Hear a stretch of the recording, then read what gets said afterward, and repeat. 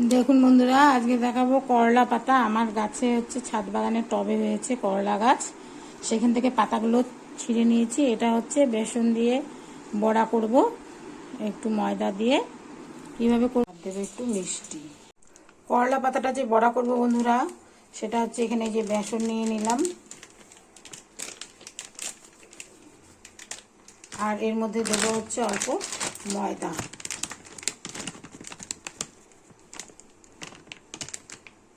আর দেব হলুদ, দেব কাঁচা লঙ্কা, দেব কালো জিরা। এটা দিয়ে গ্রেভিটা তৈরি করব। একটু হচ্ছে লাল লঙ্কার গুঁড়ো দিয়ে দেবো, ঠিক আছে? দেখতে হবে। করলা পাতার বড়াটা যে করবো বন্ধুরা, তার জন্য কড়াইতে হচ্ছে তেল দিয়ে দিচ্ছি।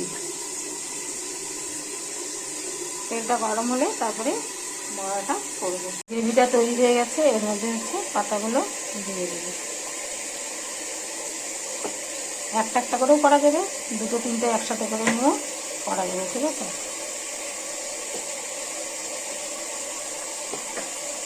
গ্রেভিটা কিন্তু খুব একটা টালটালা হবে না, তাহলে করে না ভালো হবে না। মিডিয়াম এইভাবে করেও করা যাবে। এইভাবে করে দুটো তিনটে পাতা নিয়ে একটু গ্রেভির মধ্যে দিয়ে এইভাবে করে দিতে হবে। তেলটা গরম হয়ে গেছে বন্ধুরা, এখন হচ্ছে বড়াগুলো ছেড়ে দেব।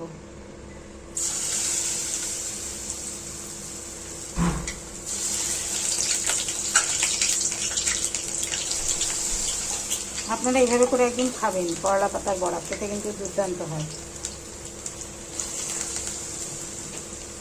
কেউ চালের গুঁড়ো টুড়ো দিয়েও খেতে পারে,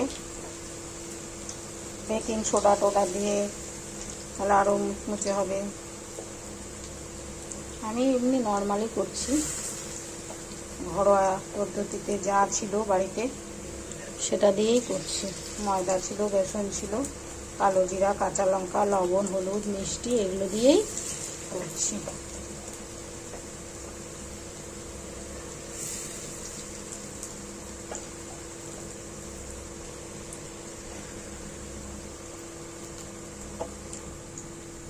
বড়াটার আমার একটা পিস হয়ে গেছে, আর একটা পিস করবো, সেই জন্য এটাকে এভাবে করে নিয়ে উল্টে দিতে হবে।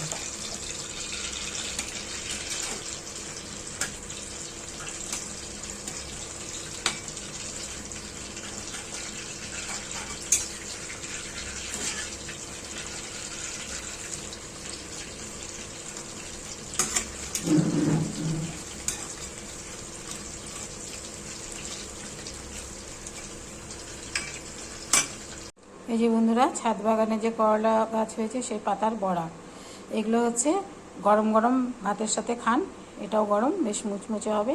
আর যদি মনে করেন যে ঠান্ডা হয়ে গেছে, পরে আবার তেলে একটু গরম করেও কিন্তু খেতে পারেন। গরম গরম খেতেই কিন্তু ভালো লাগবে, ঠিক আছে?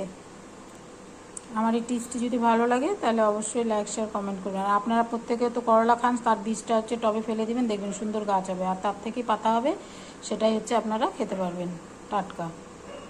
পুরো মুচমুচে বন্ধুরা, দেখুন পুরো মুচমুচে।